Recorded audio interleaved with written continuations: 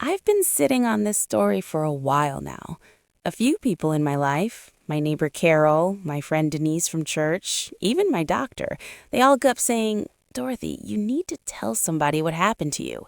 People need to hear this. And I kept putting it off because, honestly, even now, even after everything worked out the way it did, it still stings a little.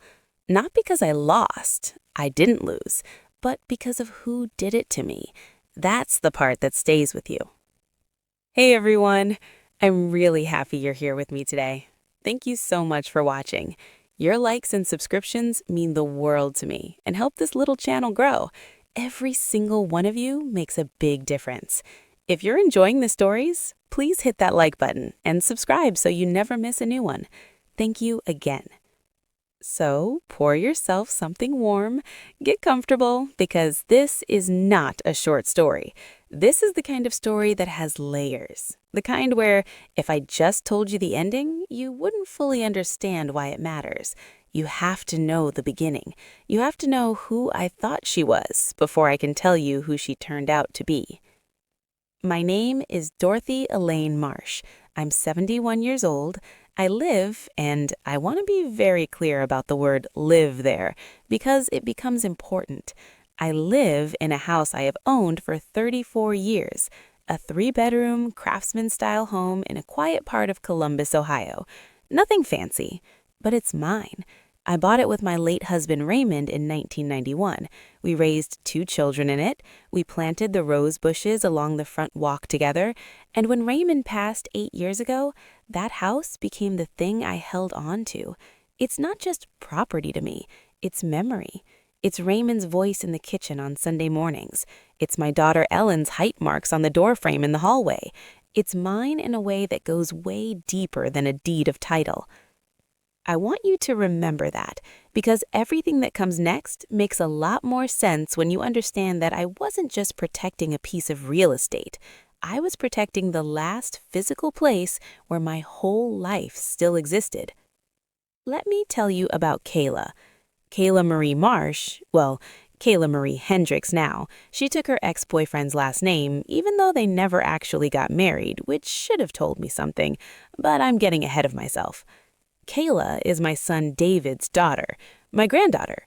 She's 26 years old, and up until about 18 months ago, she was, in my mind, the bright spot of the next generation of our family. I know grandparents say that about their grandchildren all the time, and half the time it's just love talking. But with Kayla, I genuinely believed it. She was smart, sharp as a tack, that girl. She graduated high school early, got a partial scholarship to Ohio State, studied business administration. She had this energy about her. Walked into a room and you just felt like things were going to be okay. She had Raymond's eyes, this warm honey brown color, and when she smiled at you, it felt like sunlight. I adored her. When she was little, she used to spend entire summers with me and Raymond. We'd take her to the farmer's market on Saturday mornings, and she'd carry her own little basket and pick out vegetables like she was on a very important mission. Raymond taught her to play chess when she was 7. She beat him by the time she was 9, and he was so proud he told everybody at church. I'm talking about a man who did not lose gracefully under normal circumstances. He was delighted. That's the kind of kid she was. As she got older, she stayed close, called me every Sunday, came for holidays, helped me with the yard in the fall, sat with me through some really dark nights after Raymond passed. I remember one night, about 3 months after the funeral, I just fell apart in the kitchen, just sitting there at the table at 2 in the morning, couldn't sleep, crying into a cup of tea I hadn't even drunk. And Kayla, who was staying with me that week, just came downstairs in her pajamas and sat across from me and didn't say a single word, just sat there with me for 2 hours until I finally went back to bed. That's who I thought she was. I'm telling you all of this because I need you to understand that what happened later wasn't a case of me being naive about a stranger. This was someone I had known her entire life, someone I had loved without condition or reservation, someone I would have, and did, do almost anything for, which, as it turns out, she knew perfectly well. My son David is a good man, but he's always been a little scattered. He works in IT project management, travels a lot for work, and his relationship with Kayla's mother, Linda, has been rocky since Kayla was in middle school. Linda moved to Arizona years ago, and to be honest, she and Kayla were never close. So David always leaned on me to be the stable presence in Kayla's life, and I was happy to be that, more than happy. I loved that role. David called me in early October of that last year. I want to say it was a Tuesday evening. I was watching the news, and he said, "Mom, I need to talk to you about Kayla." His voice had that particular tone, the one he gets when he's worried but trying not to alarm me. I asked what was going on. He explained that Kayla had been going through a rough patch. She'd been living with her boyfriend, Tyler, that's the Hendricks she took the name from, in an apartment near Clintonville for about 2 years. But Tyler and Kayla had broken up, badly from the sound of it, and the apartment was in Tyler's name, so Kayla had 30 days to find somewhere else to go. Now, on top of that, Kayla had recently left her job. She'd been working in marketing for a mid-sized company downtown, but she'd quit. Kayla called it a toxic environment, and maybe it was, I don't know. But she was freelancing, which meant her income was irregular. No steady paycheck, no lease history to show a new landlord, and not enough saved up for first month, last month, and security deposit on a new place. David wasn't asking me to do anything. I want to be clear about that. He was just telling me because he thought I should know, and because he himself couldn't take her in. He was in the middle of a work assignment in Denver and living in a corporate apartment that didn't allow additional residents. I didn't even hesitate. I said, "Tell her to call me. She can stay here while she gets back on her feet." David exhaled like I'd lifted something heavy off his chest. "Mom, are you sure? It might be for a little while." "David, she's my granddaughter. Of course I'm sure. Tell her to call me." Kayla called me that same night. Her voice sounded tired and a little embarrassed, which I completely understood. Nobody likes asking for help, especially not a 26-year-old woman who'd been independent for years. She said, "Grandma, I promise it won't be for long. Just a month, maybe 6 weeks until I can line up a few more clients and put together enough for deposit somewhere." "Kayla, baby, stop," I said. "You don't have to explain. Come home." Home, I called it for her, and I meant it genuinely. This was the house she spent summers in. Of course it was home. She moved in the second weekend in October. Those first few weeks, honestly, were lovely. I'm not being sarcastic. They genuinely were. Kayla brought a lightness into that house that I hadn't felt in a while. She cooked dinner 2 or 3 nights a week. Good food, too. She'd learned to cook properly somewhere. We watched old movies together on Friday nights. She helped me reorganize the linen closet, which had been bothering me for 2 years, but somehow became not a priority. She drove me to my doctor's appointment when my car was in the shop. She set up a little workspace in the second bedroom. Just a desk, her laptop, some notebooks, and I could hear her on calls during the day, working. Freelance marketing consulting, she said. She seemed busy, productive. I told my neighbor Carol, "Having Kayla here has been such a blessing. I didn't realize how quiet it had gotten." Carol smiled and she said I seemed happier. And she was right. November came. Kayla mentioned she'd picked up a good client, a restaurant group that needed social media work, and things were looking up. She said she'd been looking at apartments, but the market was rough. Rents had gone up so much, and she wanted to be careful not to jump into something she'd struggle to afford. I completely understood. The rental market in Columbus had gotten crazy over the past few years. I didn't push her. Why would I? We were getting along beautifully. She was contributing around the house, and honestly, the company was good for me. "Take your time," I told her. "No rush." I have thought about those 3 words many times since then.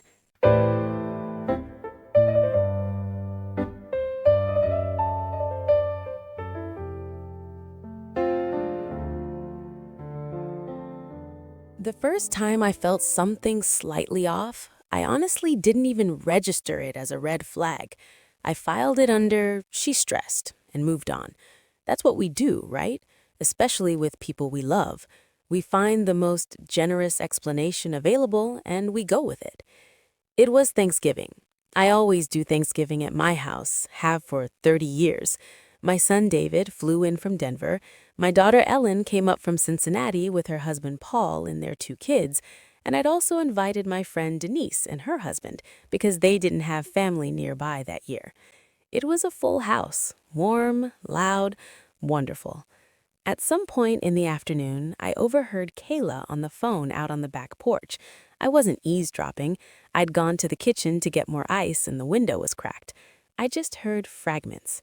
She was saying something like, "No, it's fine. I'm working on it.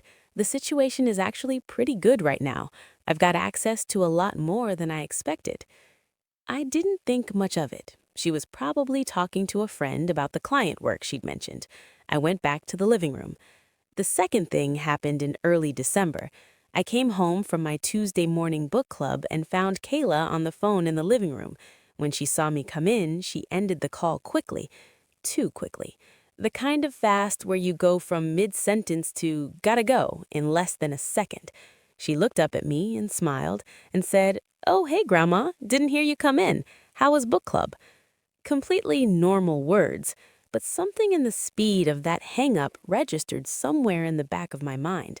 I remember thinking, briefly, I wonder who that was.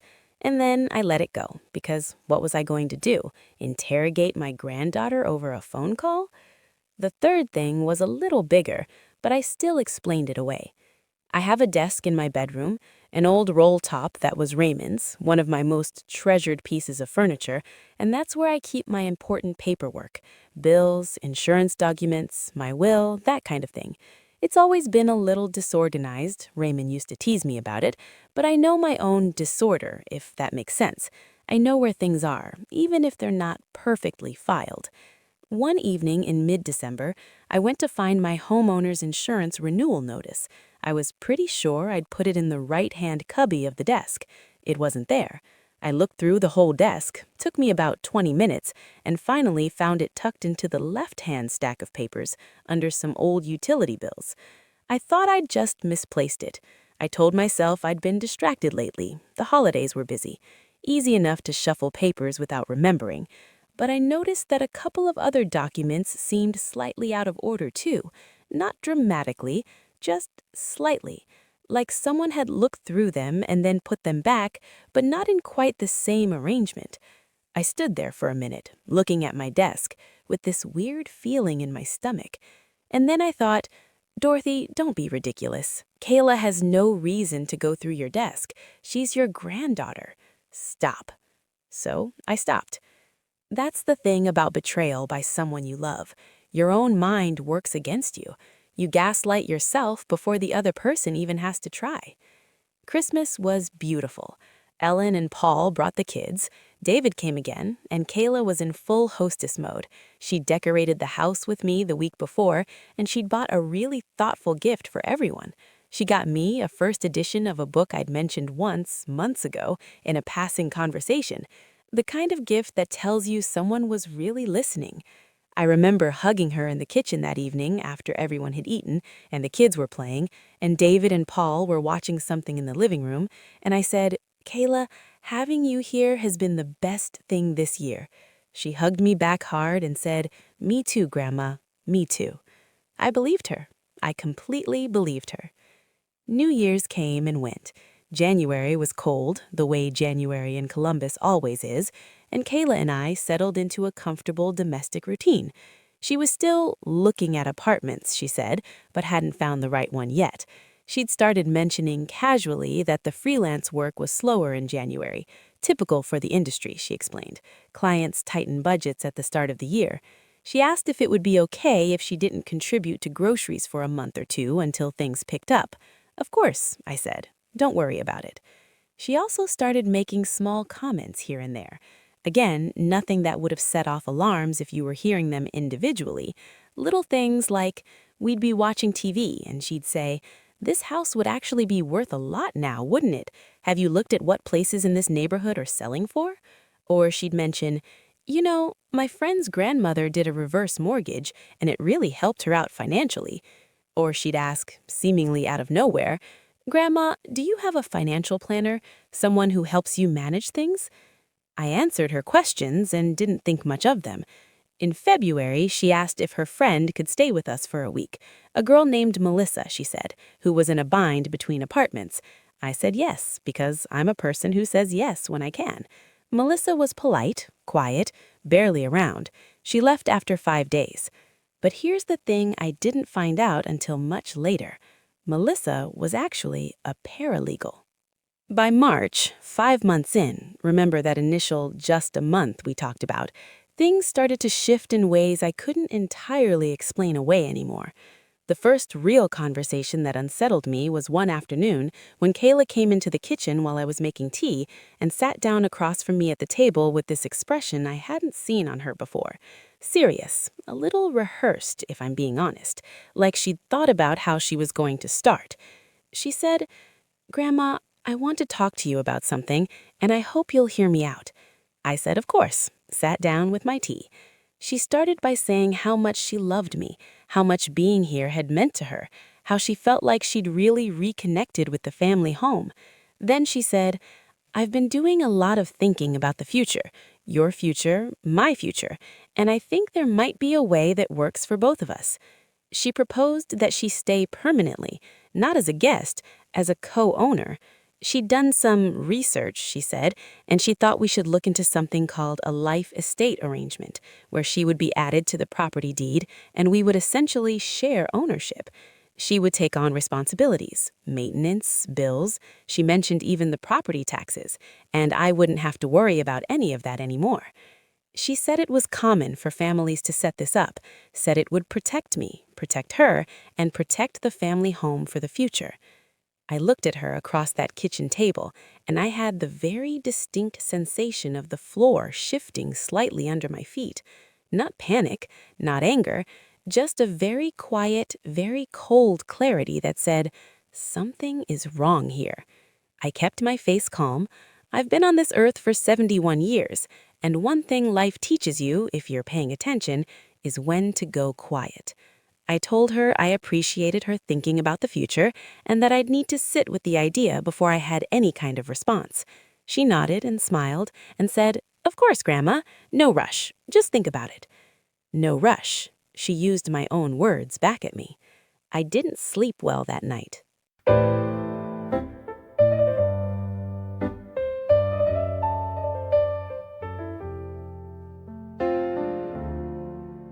The next morning, I called my daughter Ellen. Ellen is the more cautious of my 2 kids.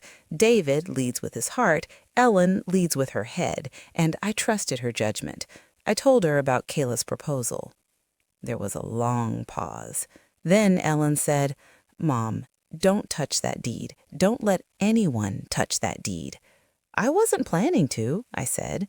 "I mean it," Ellen said. "That house is yours. The second you add someone else to the deed, especially in a life estate, you lose control. You can't sell without their consent. You can't refinance. And if she decided to be difficult, Mom, please don't do this." I told her I had no intention of doing it, but that the whole conversation had spooked me. "It should spook you," Ellen said plainly. "I'm going to look some things up and call you back."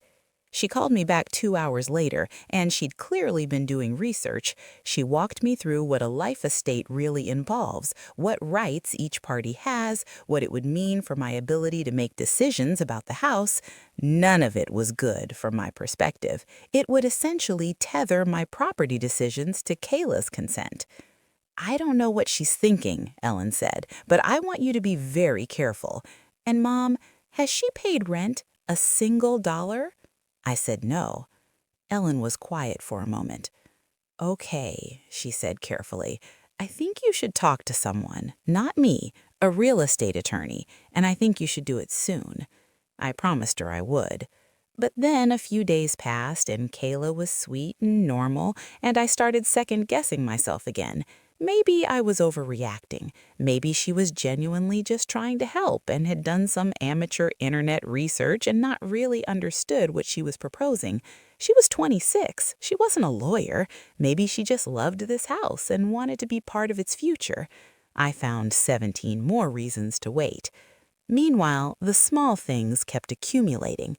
I noticed my mail was getting to me later than usual. I mentioned it to Kayla, and she said, "Oh, I've been bringing it in when I go out for my walk. I hope that's okay." It was okay, but it was also a change I hadn't noticed happening. I found a sticky note on my desk, the roll top, with an address and a phone number written on it in handwriting I didn't recognize. I asked Kayla about it. She glanced at it and said, "Oh, that must have fallen out of one of my notebooks. Sorry." She took it and threw it away. I wish I'd looked at it longer before she took it. I've thought about that a lot. One evening, I walked past the guest room, her room by now, clearly her room. She'd rearranged the furniture and put up some of her own art on the walls, which I'd said was fine. And the door was open, and I saw her at her desk with a file folder open in front of her. When she heard me in the hallway, she closed it quickly, not slammed, just the smooth, practiced close of someone who doesn't want to be seen. I said goodnight, she said goodnight, neither of us mentioned it. And then there was the thing with Gary.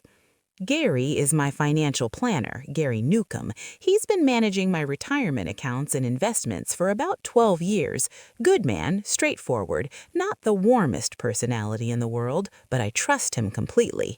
He called me one Thursday morning in late March, and his voice had that careful, professional tone that means something's happened that he needs to address without alarming you.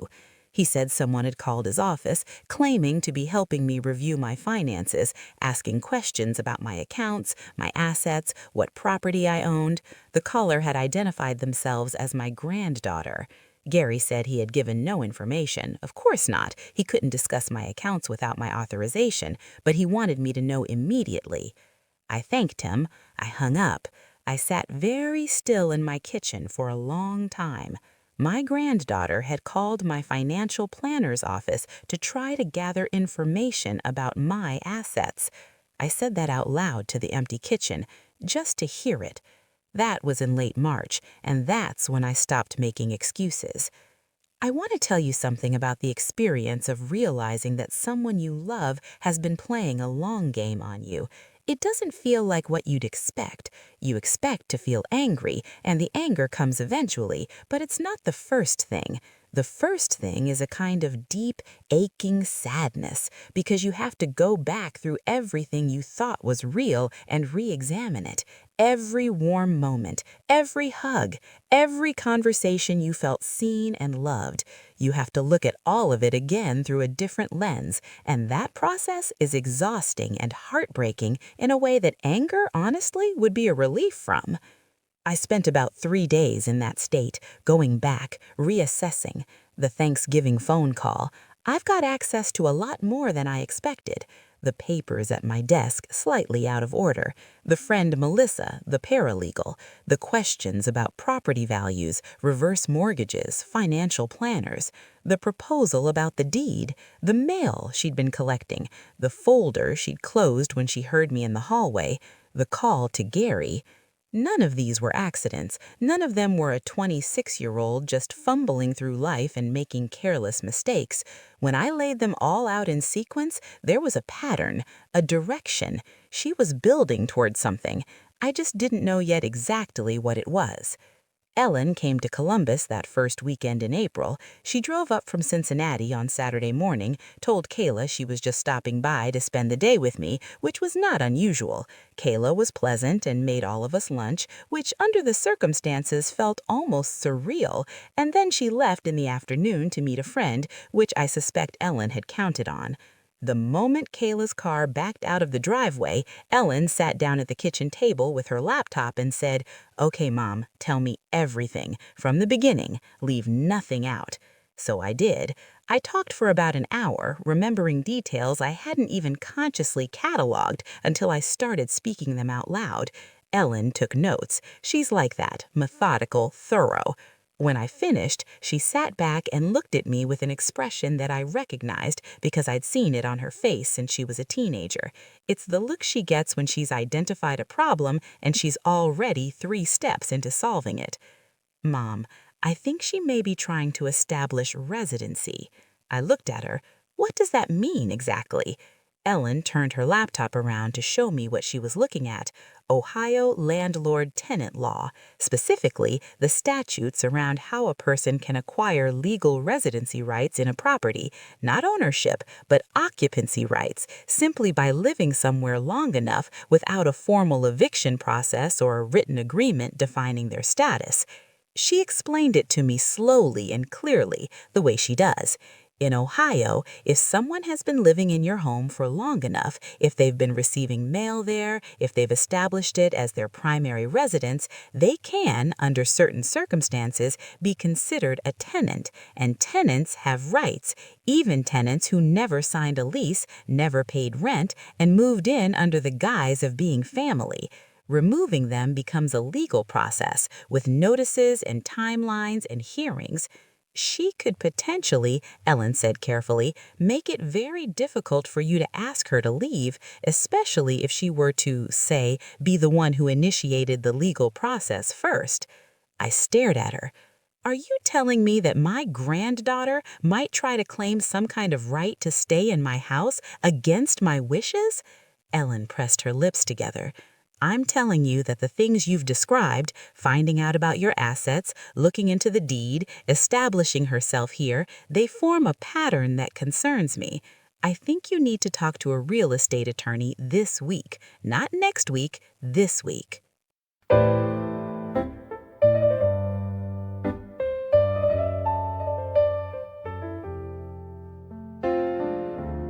I made an appointment for the following Wednesday with an attorney named Patricia Osei, who had been recommended by a woman in my book club whose son is a lawyer. Osei specialized in real estate in landlord-tenant matters, and when I called her office and explained my situation to her assistant, I was given an appointment for Wednesday afternoon. I didn't tell Kayla about the appointment. I told her I was meeting a friend for lunch, and I let her assume that's all it was. Patricia Osei was a small, precise woman in her 40s with natural hair and reading glasses that she pushed up on her nose while she was thinking. I liked her immediately. I told her everything, the same way I'd told Ellen from the beginning, leaving nothing out, and she listened without interrupting, taking her own notes in a small spiral notebook. When I finished, she set her pen down and said, "Mrs. Marsh, I'm going to be very direct with you because I think you need directness right now, not reassurance." I said, "Please." She said Kayla had likely been resident in my property long enough under Ohio law to be considered a tenant at will. That status came with protections. Asking her to leave would require proper legal notice. If Kayla were to contest that notice, it could result in a formal court process. "How long is that process?" I asked. "If she fights it, months," Patricia said, "potentially longer." I absorbed that. Then I asked the question that had been sitting in my chest since Ellen's visit. Is it possible for her to take any kind of legal action against me regarding the house? Patricia paused in a way that told me she was choosing her words carefully. In terms of actual ownership, no, she has no claim. You're the sole owner of that property. That cannot change without your consent and a properly executed deed transfer. However, and she paused again, there are scenarios in which a person with established residency, if they were to seek legal counsel and get creative, could potentially file motions that would, at minimum, tie you up in a process for a significant amount of time. Even if none of it would ultimately succeed, even then, the process itself can be used as leverage. I sat back in my chair and thought about that for a moment. So, what do I do? First, Patricia said, we're going to document everything, every conversation, every interaction, every piece of evidence you have that suggests she's been investigating your finances or your property. Write it all down tonight while it's fresh, with dates and as much detail as possible. Okay. Second, we need to establish your record as the property owner. I want to pull your title history, confirm everything is clean, and make sure there are no liens, no filings, nothing unusual. There shouldn't be. I'm sure you're right, but let's verify. Third, Patricia said, and her voice went slightly quieter here, I want you to be careful about what you say to her at home. Don't confront her directly. Don't tell her you've been to see me. Don't do anything that signals to her that you're aware of what she may be planning, because right now you have the advantage of knowing without her knowing that you know. That advantage disappears the moment she's aware. I nodded slowly. You're telling me to keep acting normal? I'm telling you to keep acting normal while we very quietly build a wall around everything you have. I went home that night and I did exactly what Patricia said. I sat down at the kitchen table. Kayla was in her room. I could hear her on a call. And I wrote out everything. Dates, details, exact words where I could remember them. I filled 4 pages, handwritten, in a legal pad I bought at CVS on the way home. I also called Ellen from my car, parked down the street so Kayla couldn't hear. Ellen was ready. She'd been doing her own research all week, and she had some information for me. Kayla had not, in fact, quit her job voluntarily. Ellen had spoken carefully and indirectly to someone who knew someone in that industry, and the word was that Kayla had been let go for cause, something involving a billing dispute with a client, though Ellen didn't have the full details. More significantly, the freelance consulting work Kayla claimed to be doing appeared to be largely fictional, at least in terms of the clients she'd mentioned to me. Ellen had quietly looked into them and found things that didn't add up. I sat with that in the cold car, engine running. My granddaughter had been lying to me about her work situation, which meant she had no real plan to leave, which meant just a month was never the plan. Ellen also told me something that knocked the breath out of me. She'd spoken to David. She'd told him carefully that she was concerned about some things she'd observed during her visit, and she wanted to know if he'd had any unusual conversations with Kayla recently.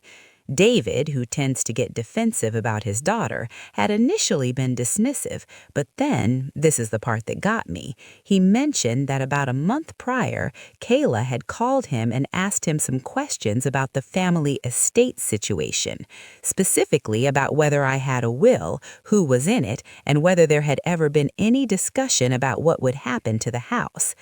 David had answered her, because why wouldn't he? It was just conversation, and then apparently hadn't thought much of it. He told her, I said. He told her, Ellen confirmed. He said he thought she was just thinking about the future. I pressed my hand against the cold window of the car. Outside, my neighbor's porch light was on, warm yellow in the dark street. What did he tell her, exactly? I asked. That the house is yours outright, no mortgage, and that in your will you left the house to him and me equally with the understanding that we'd handle it together. So she knew exactly what the asset was worth and who was positioned to inherit it. Ellen, I think this goes deeper than I realized. I know, Mom, she said quietly. The real picture came together over the next 2 weeks as Patricia and I worked together and I started digging carefully into things I should have looked into before. I pulled my credit report. I'd never thought to do it before, but Patricia had suggested it as a precaution. Everything came back clean, which was a relief, but in the process of reviewing my accounts, I noticed something. A financial account I had, a smaller savings account at a different bank than my main one, something I'd had for years and didn't use very actively, had been accessed. Not withdrawn from, accessed. Someone had gone to the bank's website and, it appeared, initiated a forgotten password inquiry using my email address. The request had been made from an IP address that, when I asked my bank's fraud department to look into it, originated from a residential address in Columbus. My address. Kayla had tried to access my savings account. She hadn't gotten in. The security protocols required her to verify information she apparently didn't have, but she tried. I called Patricia from my car again, this time in the parking lot of the bank, with my hands shaking slightly, not from fear, from something that felt more like controlled, clarifying fury. Patricia told me to get a printout of the access attempt report from the bank's fraud department and bring it to her. I did that right then in the branch. The woman at the fraud desk was very kind and thorough and printed everything out for me in a folder. I added it to what I was now calling in my mind, my evidence folder. About 3 days after that, a piece of mail arrived at my house. Not for me, for Kayla, which was unusual. She'd been receiving mail at my address for months by now, but this piece was from a law office. Now, I want to be clear, I did not open her mail. That is a federal offense, and it is not something I would do, and more to the point, it is not something I needed to do, because the return address on the envelope was visible from the outside, and I recognized the name of the law firm. I recognized it because about a week ago, in the course of her research, Ellen had told me that there was a law firm in Columbus that had built something of a specialty in adverse occupancy and tenant rights cases. Cases where people in complicated residential situations were trying to establish or protect their residency rights. Ellen had found this firm while researching Ohio tenant law, and now here was a piece of mail addressed to my granddaughter at my address. She'd already hired a lawyer.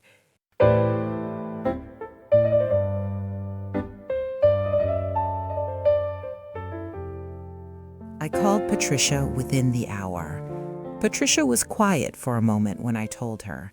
Then she said with a kind of grim precision, "All right, we accelerate."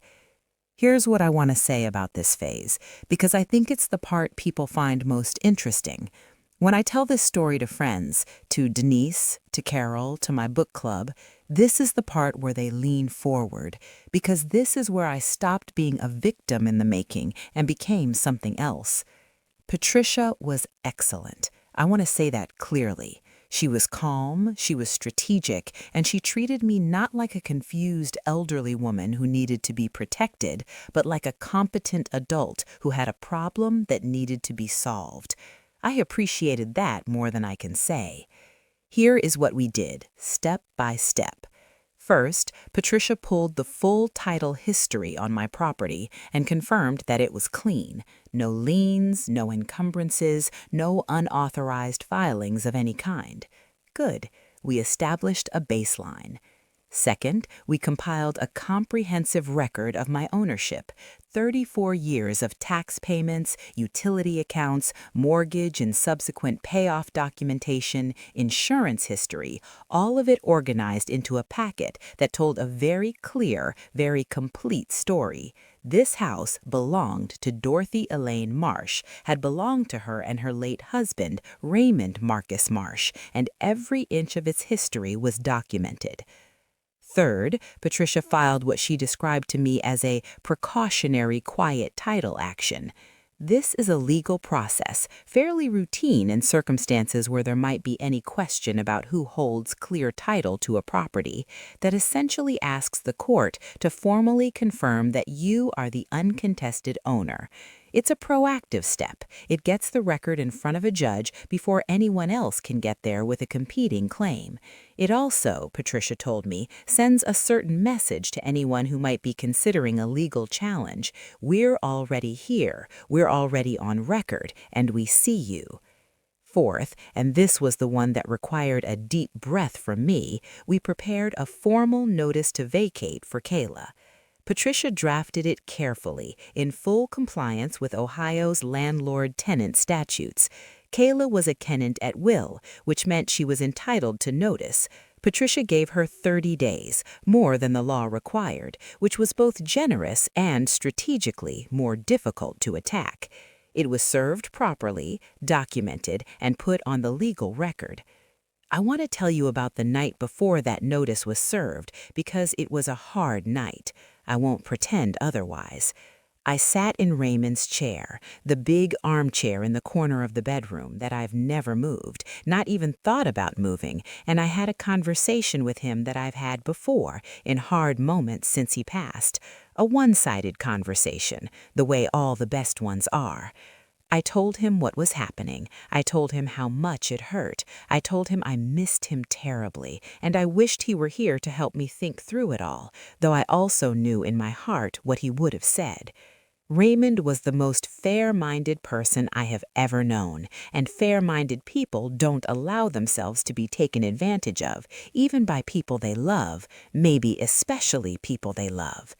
"I know, Raymond," I said to the empty room. "I know." I went to bed. I didn't sleep well, but I got up in the morning clear-eyed and ready. A process server delivered the notice to vacate to Kayla that Thursday morning. I was not home when it happened. Patricia had advised me to be elsewhere, so I was at Denise's house, ostensibly for coffee. My phone rang at 9:47 in the morning. It was Kayla. I let it ring. She called again at 9:49. I let it ring. She called 3 more times in the next half hour. Then she sent a text message, and then another, and then another. I read them. They went from confused to upset to angry to, in the last one, something that could only be described as threatening. She said she wasn't going anywhere. She said she'd been advised that she had rights. She said I was going to regret this. I put my phone face down on Denise's kitchen table, accepted a cup of coffee, and sat for a while in the calm and warmth of my friend's kitchen, while outside the April morning moved along without any sense of drama at all. Let me back up for just a moment and explain something that Patricia had prepared me for, because it matters to what happened next. She had told me during our preparations that depending on the advice Kayla was getting from her own attorney, there were a couple of possible responses to the eviction notice. Option 1, Kayla complies, begins preparing to leave, potentially tries to negotiate the timeline. Option 2, Kayla contests the notice through the courts, argues her tenant rights, tries to extend the process. And then there was option 3, the one Patricia had flagged specifically because of Kayla's behavior pattern, the asset research, the deed conversation, the attempted bank access. Option 3 was that Kayla might try to go on offense, get ahead of the eviction by filing something of her own, something that would at a minimum complicate and delay the process. Patricia had said this to me about 2 weeks before the notice was served, and she'd been fairly specific. If she's been getting legal advice for any length of time, and if her attorney is the type who favors aggressive tactics, she may try to file for some form of protective occupancy status. She might also, given what she apparently knows about your assets, attempt to tie in some kind of financial claim, unjust enrichment perhaps, or an argument about an implied agreement or promise. I'd looked at her at that point and said, "You're telling me she might try to sue me." "I'm telling you she might try to file something," Patricia had said carefully. "Whether it has any legal merit is almost beside the point in the short term. The point would be to create a proceeding that complicates yours." I asked what we could do about that. Patricia smiled, not warmly exactly, but with the satisfaction of someone who has already thought 3 moves ahead. "We'll be ready," she said. She was right. Kayla filed. 8 days after the notice to vacate was served, 8 days, she moved fast, I'll give her that, Kayla, through her attorney, filed a motion in Franklin County Court. I'm not going to walk you through every legal detail, because honestly, it made my head swim even when Patricia was explaining it to me in plain English. But the short version is this. Kayla's attorney filed a motion alleging that she had been a lawful resident of my home, that the eviction notice was improper, and this is the part that made me grip the edge of Patricia's conference table, that there had been a verbal agreement between Kayla and me regarding a long-term residency arrangement and potential transfer of interest in the property. In other words, she was claiming I had promised her something regarding the house. I had not promised her anything, not a syllable, but that was the claim. Her attorney was also requesting an emergency stay of the eviction, meaning a court order telling me I could not require Kayla to leave while the case was pending. Patricia set the motion down on the conference table after she'd gone through it with me and said calmly, "Okay, we respond." "Can she actually get this emergency stay?" I asked. "She can ask for it. The standard for granting emergency relief is fairly high. She'd need to demonstrate imminent harm and a likelihood of success on the merits. Given what we have, I'm not particularly worried." She paused, but I want to make sure we're prepared because this is going to go in front of a judge and we want to walk in there with everything. What's everything? She ticked it off. The clean title documentation, my 34 years of ownership records, the documentation of the attempted bank access, the record of the call to Gary's office, the quiet title action we'd already filed, testimony if necessary from Gary and anyone else who could speak to her investigation of my finances, the pattern of behavior I documented in writing, and one more thing.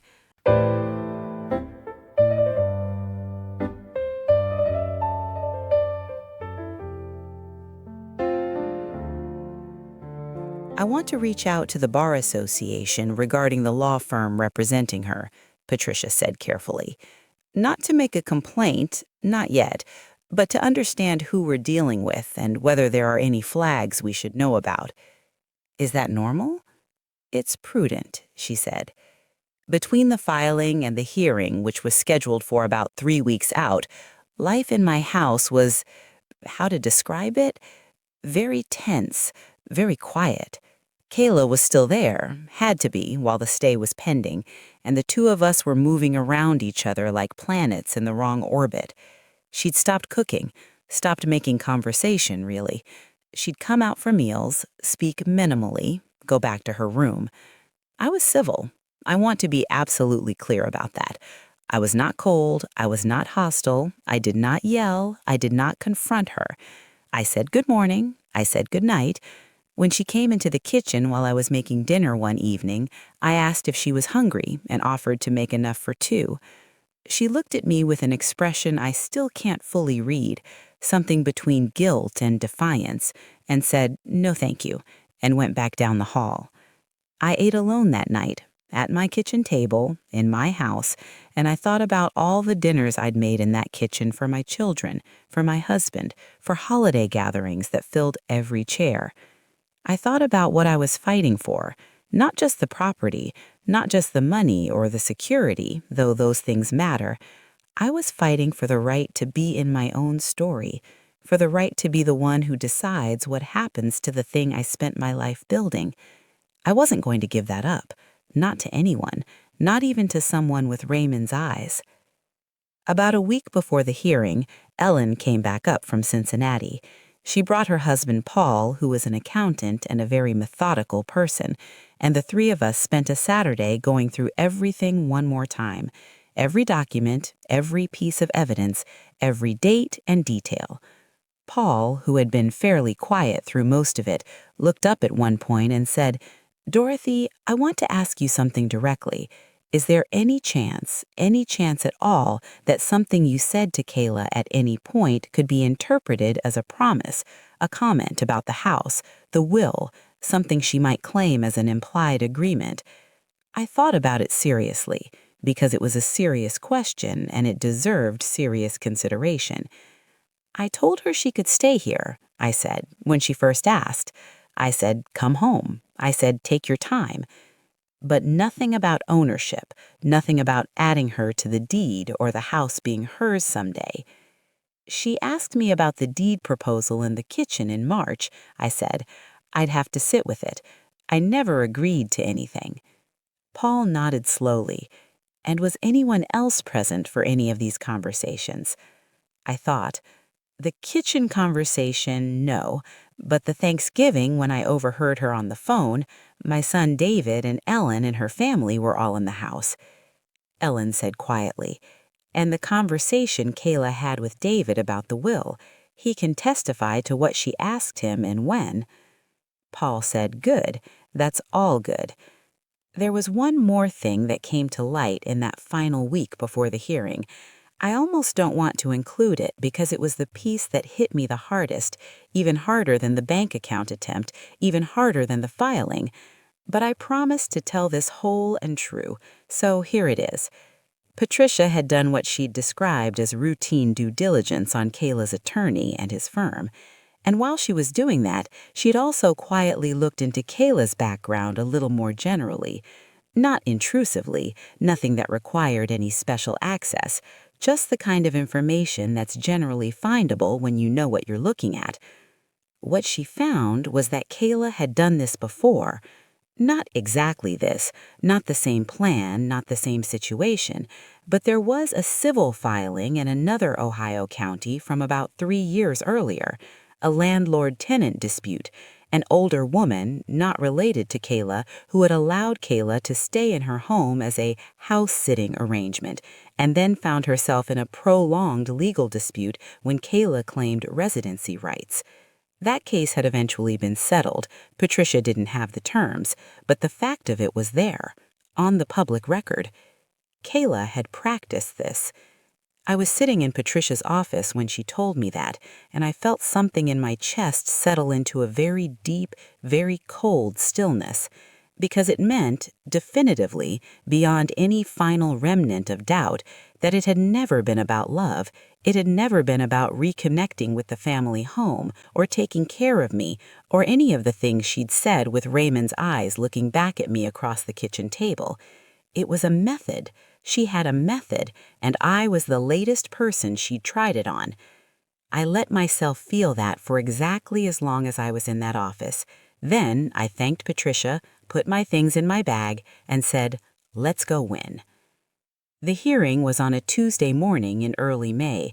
I wore a charcoal gray blazer that I've had for years, the one Raymond always said made me look authoritative.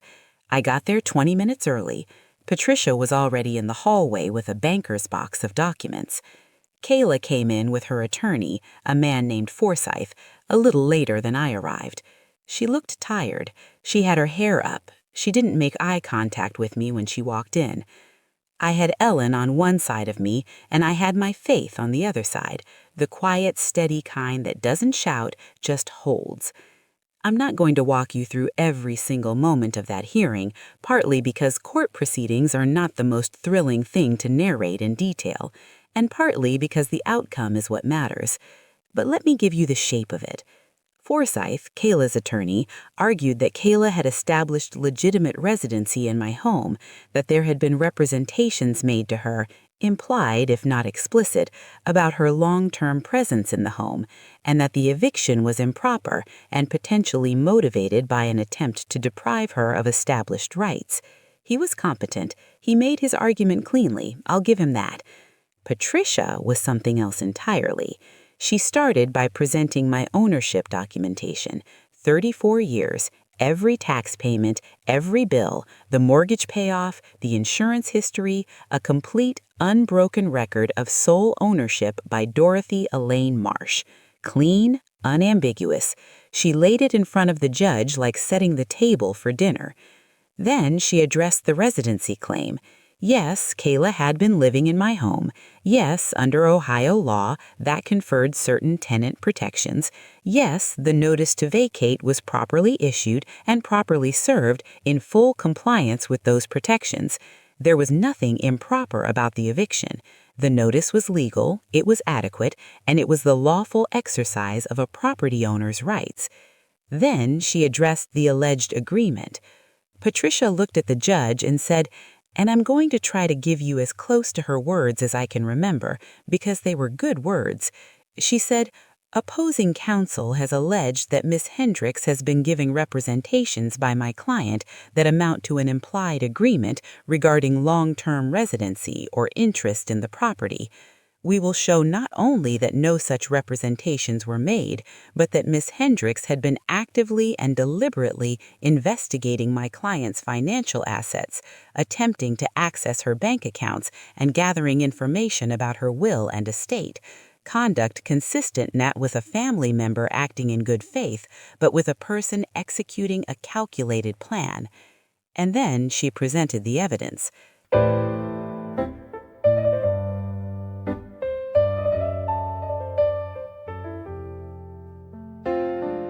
Gary testified, briefly by phone, which the judge allowed, about the call to his office and what had been requested. The bank fraud report went into the record. My documented timeline of events went into the record. David's account of the questions Kayla had asked him about the will went into the record. The previous civil filing from 3 years ago went into the record. I watched Kayla's face while Patricia laid all of this out, and I will tell you, she was still, very still, the way a person gets when they realize the ground underneath them is not what they thought it was. Forsyth objected at several points, and the judge considered each objection carefully. She was a solid, serious woman, the judge, with the manner of someone who has heard a great deal and is not easily impressed or manipulated. She sustained some objections and overruled others. Then she asked Kayla some questions directly about the call to Gary's office, about the bank account access attempt. Kayla said she didn't know what they were talking about regarding the bank. Regarding Gary, she said she'd just been trying to help me organize my finances. The judge looked at her over the top of her glasses for a long moment. Then she made a note. The hearing lasted about 2.5 hours. At the end of it, the judge declined to grant the emergency stay. She also, from the bench, noted that the pattern of behavior documented in the evidence raised serious concerns that she intended to consider in the broader proceedings. She said she was inclined to rule in favor of the property owner's right to reclaim her property, and that she would issue a formal ruling within 10 days. The ruling came in 8 days. Kayla's motion was denied in full. The eviction process was upheld. She was ordered to vacate the premises within 30 days.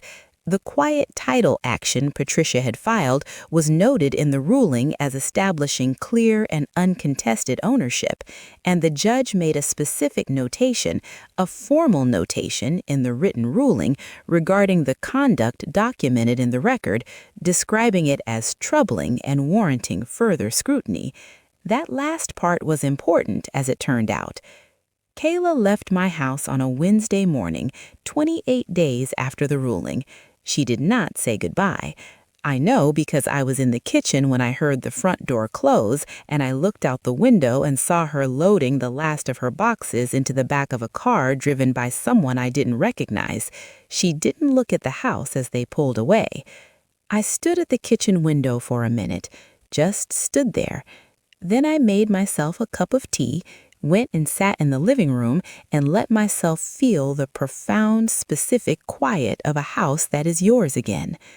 But the story doesn't end there, because while Kayla left my house, the consequences did not leave her. Patricia had told me when the ruling came down that given the judge's specific notation about Kayla's conduct, there were options. The documentation of the bank account access attempt in particular potentially rose to the level of a crime. Unauthorized access to a financial account, even an unsuccessful attempt, has teeth under Ohio law and federal law both. Patricia said it was my decision whether to pursue a formal complaint. I thought about it carefully.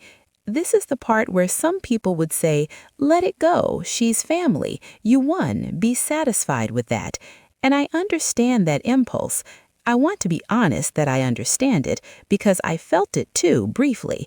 That pull toward mercy, that desire to believe that maybe the ruling itself, the loss, the documented humiliation of being caught would be enough to make her think about what she'd done. But then I thought about the woman from 3 years earlier, the landlord-tenant case in the other county. The woman before me who had also trusted Kayla, who had also been put through this, who had settled rather than fought, and whose settlement had perhaps given Kayla the impression that this was a workable method, a repeatable strategy. If I let it go, I might be protecting the next person she tried it on. I authorized Patricia to file a formal complaint with the Franklin County Prosecutor's Office regarding the bank account access attempt. I also filed a complaint with the Ohio State Bar Association regarding the previous landlord-tenant case and the pattern of conduct which Patricia helped me prepare. Both complaints are, as of the time I'm telling you this, in process. I don't know exactly where they'll land. I don't know if charges will be filed or what the Bar Association will or won't do. But they're filed, they're on record, they exist. And anyone who looks into Kayla's background in the future, Any future landlord, any future potential employer, any future person she tries this on may find something that gives them pause. That feels like the right kind of justice to me. Not revenge, record. As for the other pieces, Ellen, who had been the one to push me to move when I was still trying to make excuses, and I had a long phone call the week after Kayla left. We talked for 2 hours.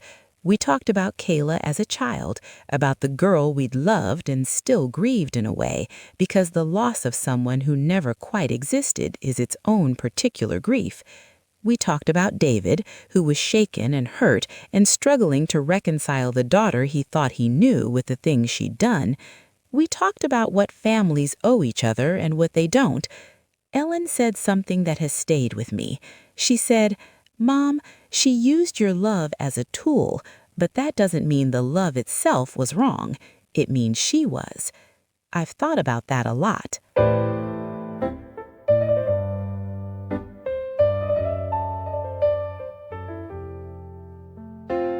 David and I talked too, eventually. That was a harder conversation.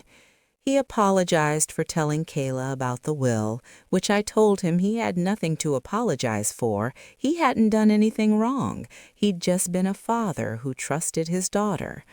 He was quiet for a while on the phone, and then he said, "I feel like I brought this to your door, Mom." "You didn't know," I said. "Neither did I." "She sat at your table," he said. "She ate your food." "She did," I said, "and she made her choices. That's on her, not on you." He cried a little, which David almost never does.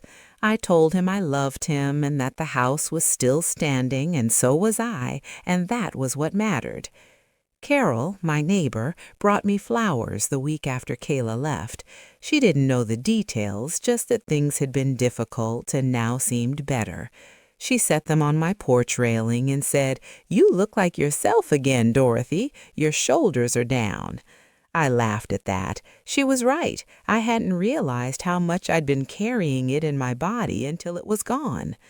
Denise and I went out for lunch, and I told her the whole story, and she sat across from me with her mouth occasionally dropping open at various key moments, which was immensely satisfying.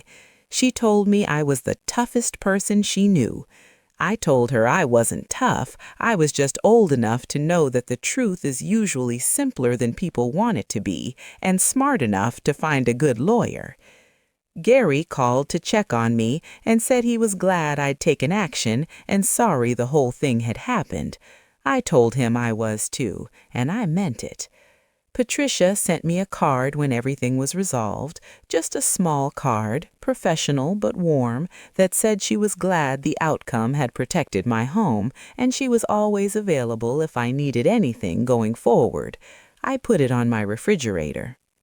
The part I keep coming back to.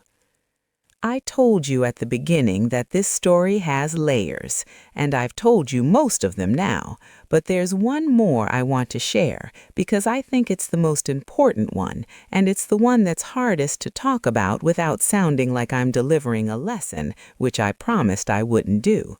So I'll just say it plainly and let it be what it is. For a while, after all of this was over, I was angry at myself. I kept going back to all those moments where I'd felt something was slightly off and talked myself out of it.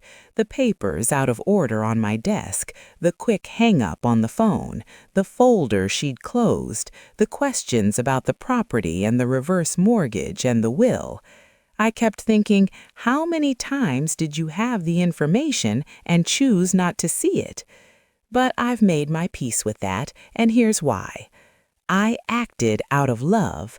I genuinely loved that child. And love isn't stupid, it's just optimistic. It assumes the best because the best is what it knows. The problem was never that I loved her. The problem was that she took that love and decided it was a resource to exploit rather than a gift to receive. That's not on me. That was always, entirely on her. What I'm proud of, and I'll say that word plainly, proud, because I have earned the right to use it, is what I did when I couldn't pretend not to see anymore. I didn't freeze, I didn't collapse, I didn't rage and scream and make a dramatic scene that she could have used against me. I got quiet, I got smart, I got help. I built my case carefully and calmly and completely, and then I let the truth do what truth does when you give it the right conditions. It won. That house still stands on its quiet Columbus Street. The rose bushes Raymond and I planted are growing again this spring, a little wilder than last year because I didn't have the heart to prune them during all of the mess, but they're coming back beautiful. The height marks on the hallway door frame are still there. Raymond's rolled-top desk is still in the bedroom. My papers probably still in my own particular disorder that somehow I always know my way around. The second bedroom is empty now. I've been thinking about what to do with it. Ellen suggested making it a proper guest room, nice enough that she and the grandkids could visit comfortably. David said maybe I should finally get that sewing room I talked about wanting for 20 years. Carol suggested I rent it to a nice college student and make a little extra income. I haven't decided yet. I'm in no rush. What I know is this. That house, that deed with my name on it, they're mine. They were mine on the day Raymond and I signed the papers in 1991. They were mine through everything that came after, and they will be mine until I decide otherwise. Nobody gets to take what's yours just because they're willing to be patient about it. I figured that out the hard way, but I figured it out, and that's what matters. The last time I drove past the apartment complex where I'd looked up Kayla's new address, not to go there, just because it was near my grocery store, just because I was curious, I noticed it was a perfectly ordinary building on a perfectly ordinary street. Nothing remarkable about it. I drove past and kept going and didn't look back. 34 years that house has been mine. 34 years. And counting. The end.